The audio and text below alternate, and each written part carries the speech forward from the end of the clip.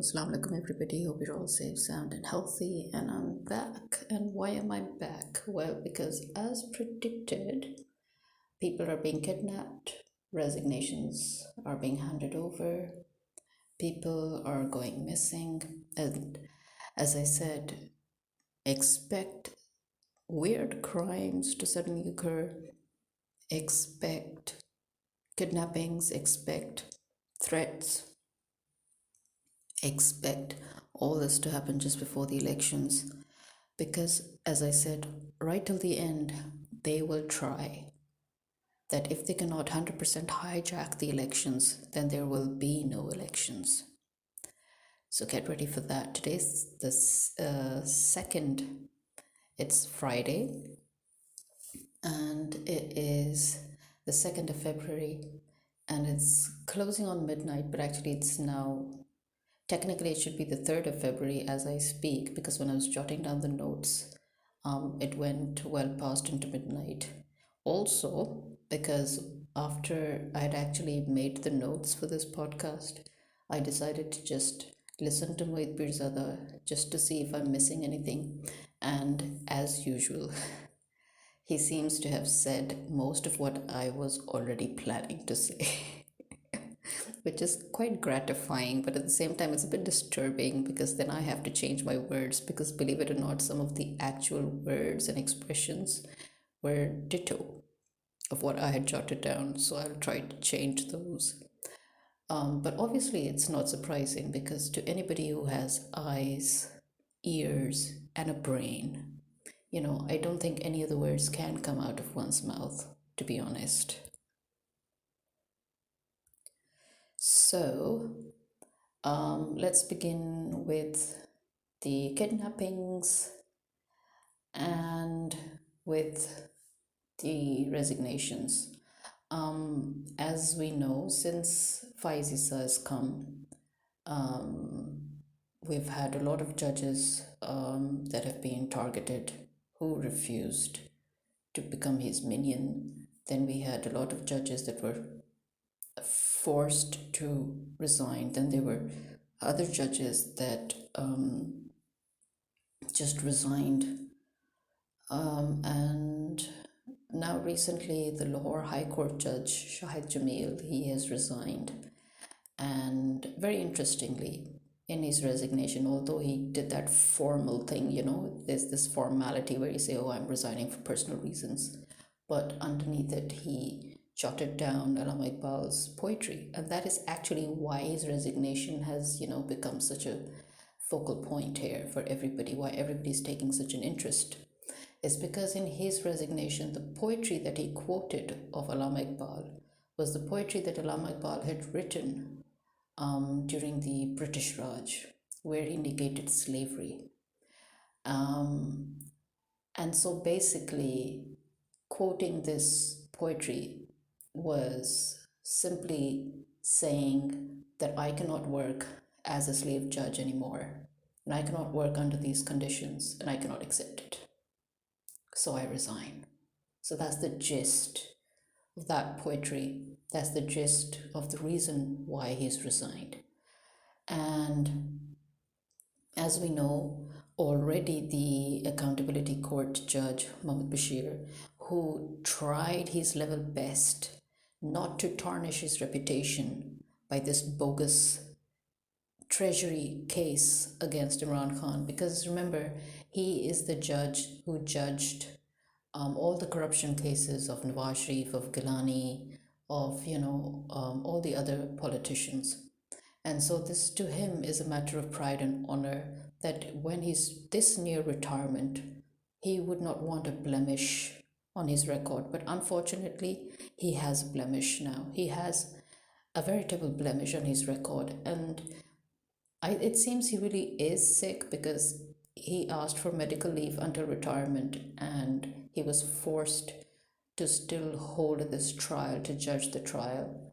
And I don't know if it's because he was already sick, or if it's because of the shame, the pressure, the fact that he had no choice but to go through a bogus trial and to give to sentence Imran Khan to a punishment based on fabrications, it may have taken its toll because he literally fainted in court.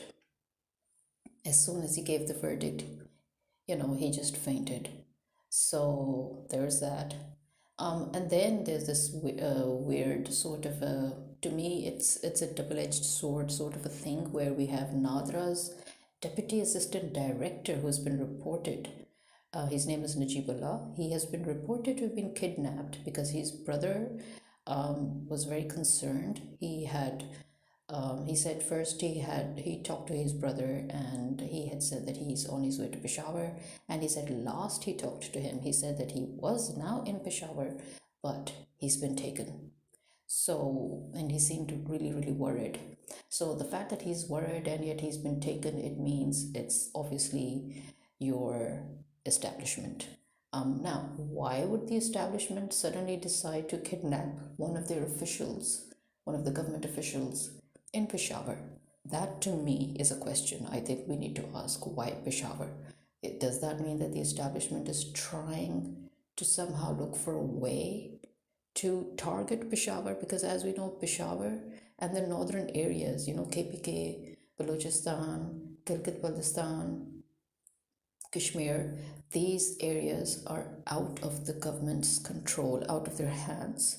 They're the ones that are still very, very vocally protesting against every illegal act that's going on. Their courts are not under the government, you see. Their courts are refusing to be ordered by the illegal government, by the army. So I have this feeling that they are trying to look for a way to attack Peshawar or certain people in Peshawar, if you know what I mean.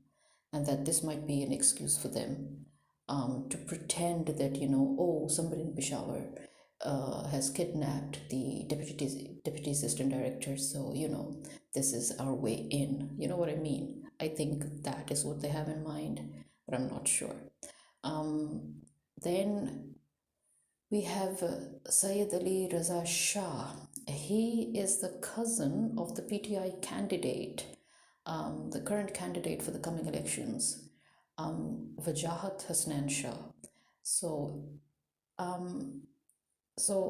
basically, in order to pressurize Wajahat Hasnan so that he should withdraw his candidacy and let his opposing candidate from Nawaz Sharif's group, from Nawaz Sharif's party PMLN, to run unopposed in that area.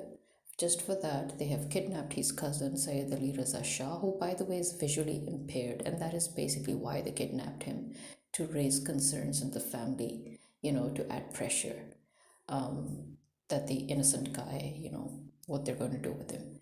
So similarly, Sana Javed, although she finally got her candidacy approved, once again she's disappeared, in the sense that we don't know what's going on. It seems that they've managed to sideline her again so that Maryam Nawaz should run unopposed again in Lahore. So yeah, other PTI candidates have been pressured or pressurized in a similar fashion. People's family members are going missing. So remember, I told you, expect this to happen. Apart from that, there are also rumors, I'm not sure how legit this is, that the establishment is also putting pressure that the Supreme Judicial Council should target those judges that have already retired, but refuse to get on their, on the same page as them. So they're looking for a way where they should now target, harass, exploit and threaten and target retired judges as well. Most probably you will hear some cases made against certain judges who did not do their bidding. So I think that it's actually even more pathetic and shameful if you think about it, that you have judges like Faiz Issa and those of his clique and those of his kind in, for example, Islamabad High Court, And you see that they are being loyal dogs of the hounds. So imagine the hounds of the US have in turn got hounds. So the hounds of the hounds are being so loyal, and yet, I mean, look at how they're treated just as bad as the original hounds are being treated by their US masters. In that they are fulfilling all their wishes, they're literally being dictated to, and they're, that dictation is handed over to these judges, and these judges are reading it out loud as their decisions. And yet, when they do even try to give their own other side decisions, to the police, for example, in a Diyala jail, that okay, somebody is so and so needs to meet Imran Khan, allow them to meet.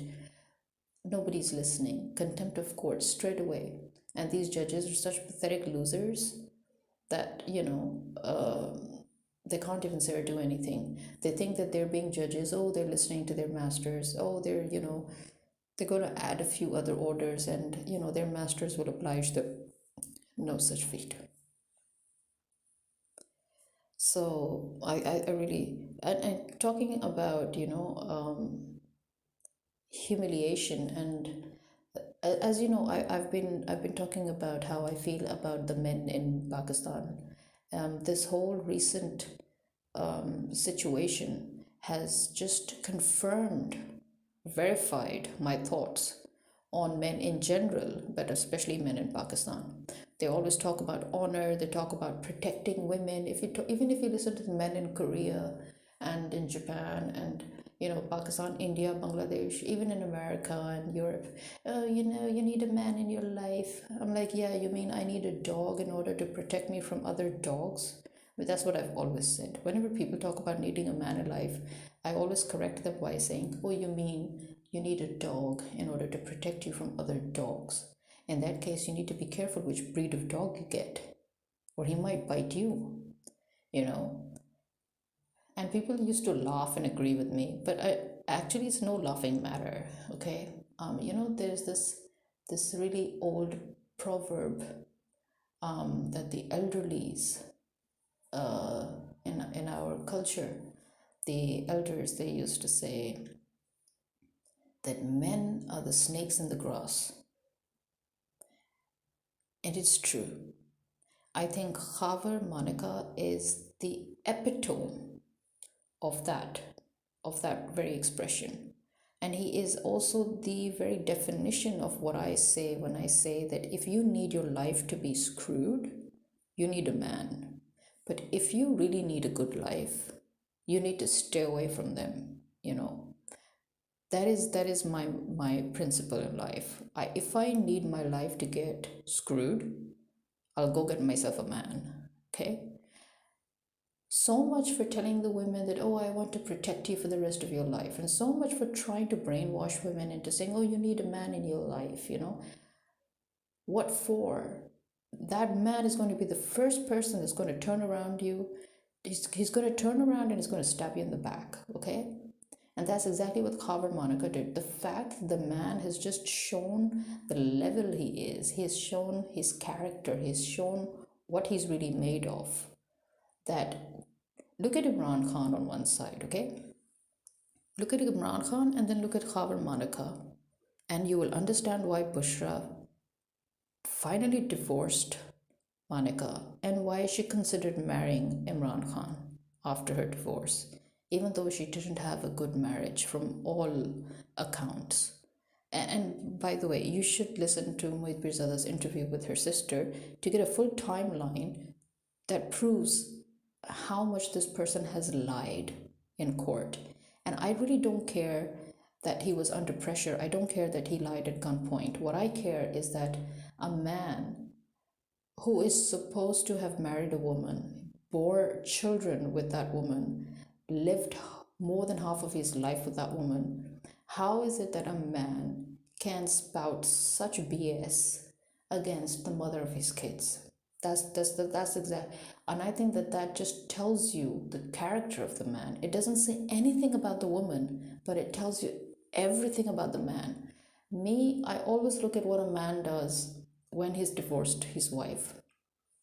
If that man tries to talk against his wife. And by the way, this is not just my principle. I actually later on, sometime in life, I read through and found that this was also our Prophet's principle, that a man who talks about his wife in public, either while he's still married to her or after, when it's finished, and any man who discusses his wife or make wife jokes, any man that makes wife jokes, any man that sits with his other male friends and talks about his wife, or any man that talks about any woman in general, but in this particular case he was talking about wives, and he said that these are the lowest of the low.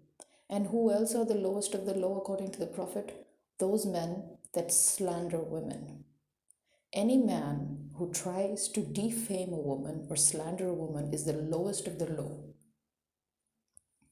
And Pakistani men, you are the lowest of the low.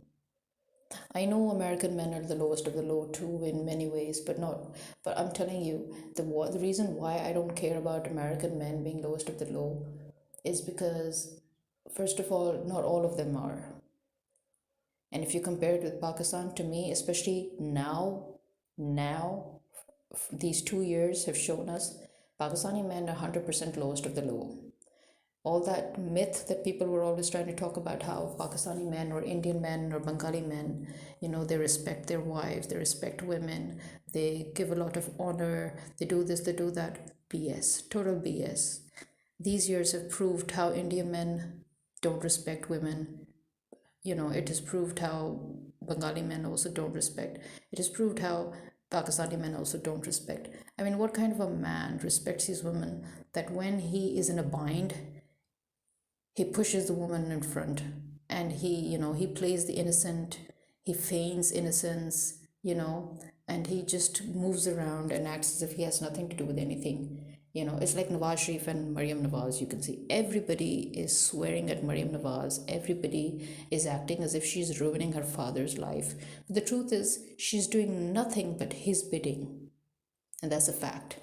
She is actually ruining her own life and her own reputation because of her father and for her father, while her father sits and feigns innocence. And at the end, he'll dump all the shit on her. And the rest of the country will dump their shit on her too. So yeah, that is another reason why I say our men are beghairat and they're shameless. They're the lowest of the low. Because instead of swearing at Nawaz Sharif and calling him out for being so beghairat that he's putting his daughter in front, you're actually going to work together to agree with him the day he puts everything on his daughter. That's exactly what you're going to do. I know it, because you're Pakistanis. You will do it. And this is, again, as I said, compare Imran Khan and compare Khawar, right? Imran Khan, he's gone through a lot of pressure. They tried to slander Jemima. He and Jemima, they dealt with it like pros, okay? Now they're doing the same with him and Bushra. Again, the two of them are dealing with it like pros. If anything, Nawaz Sharif and the army have shown that they are the lowest of the low. Maryam Nawaz has just shown what gutter snipe she is, and her family. She has just displayed her family background, how not respectable her family is. Whereas Jemima just proved that she comes from a very good, respectable family. And similarly, Bushra Bibi has also proved what kind of family she's come from, that she's come from a very good, very respectable family, that people have said so much shit and she hasn't said a word in return. And she stood by her husband and he has stood by her. Imran Khan is standing by his wife and his wife is standing by him. Unlike Khawar Manika, the drunken a-hole, who was an abusive husband, and who, just because of materialistic pressure and materialistic gain, just to save his property, he has decided to sell his wife to the wolves. I mean, he just proved that if anything, the woman should have divorced him eons ago. seriously. And he proves my point when I say that our men are beghairat, right? So much for protection and so much for needing a man to protect you.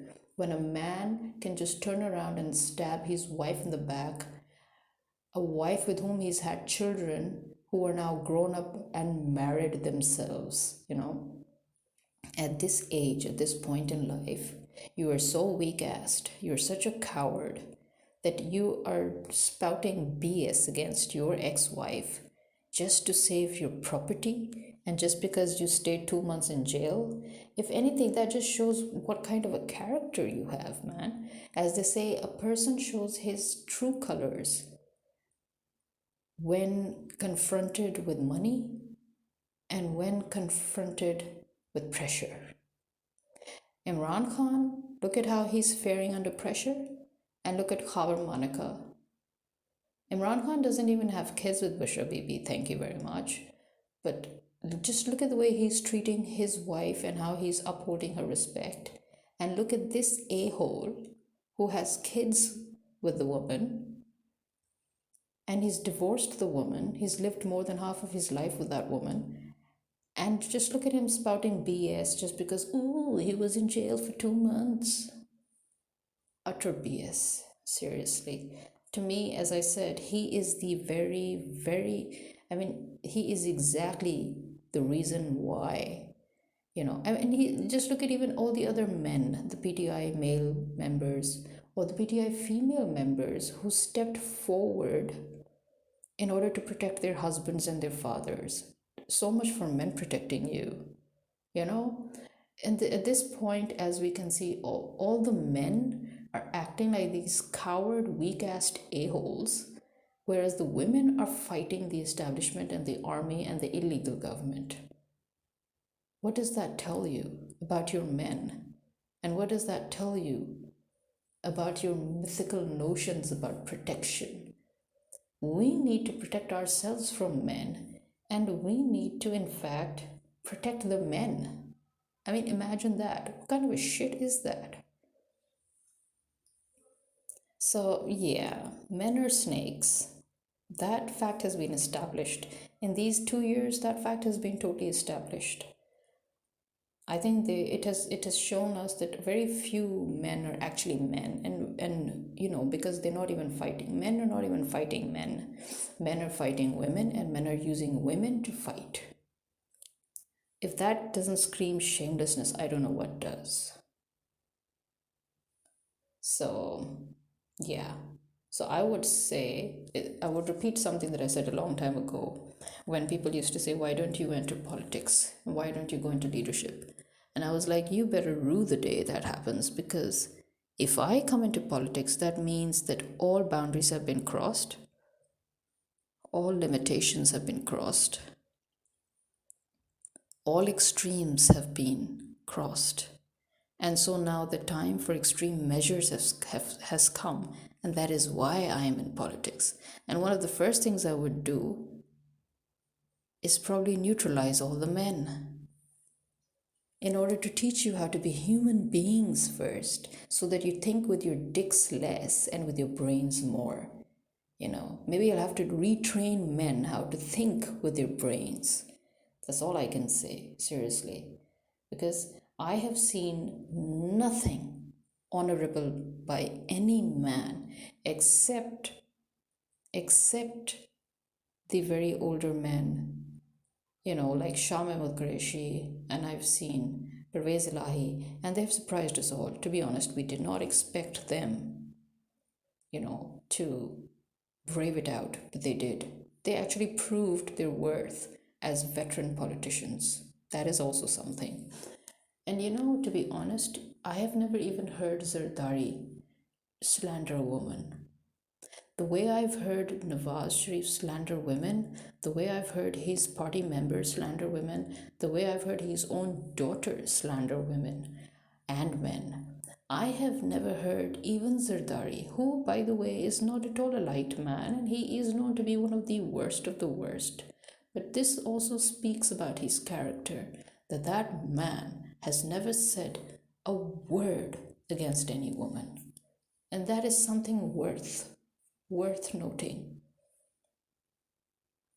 that even for that man, this is too low for him. So imagine how low the Sharif family and their minions in PMLN are. How low are they? They're even lower than Zardari, seriously. But anyway, so this again, I really just don't know what to say. I am just at this moment, once again, just tired and fed up of the fact that every prediction that I make about this country and its people, it's coming true. The one prediction that did not come true was when I said that, oh, the people are so lazy they wouldn't even get up, the way they need to for Imran Khan. At the time when Hong Kong came out and Pakistan came out.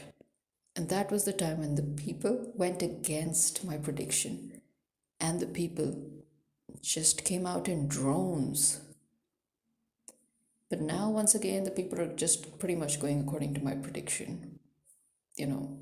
I know, but the people are thinking it's more mature and civilized.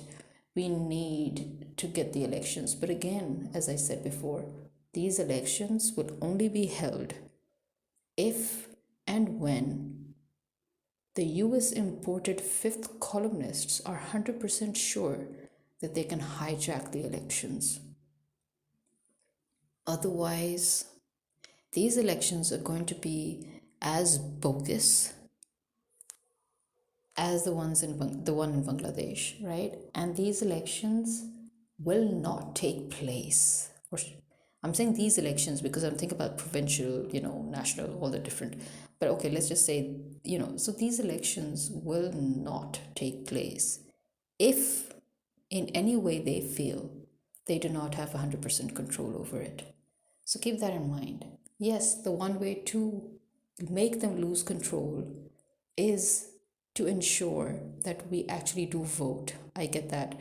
Why? Because they are trying their best to discourage people from voting by separating each family member's polling station and by taking us far away from our original polling stations. These are their different ways to discourage people from voting. And I know that people will still go and people will still vote and people will still, and that's amazing. Do it. Definitely do it. If they manage to get the elections done, then yes, let's vote. But again, remember, if they manage to hijack the results of these elections again, which is something that they have really, really become experts in, after all, they've been doing it since the 70s. So be ready then for a very long, bloody fight, because then it will be so difficult to get rid of them. If they shove these elections in our face and if they shove their fabricated results in our face, we can scream blue murder, but they will not move. After that, we're trapped and we're stuck. Keep all these things in mind and let's look for strategies. This is me signing out. Khuda Hafiz.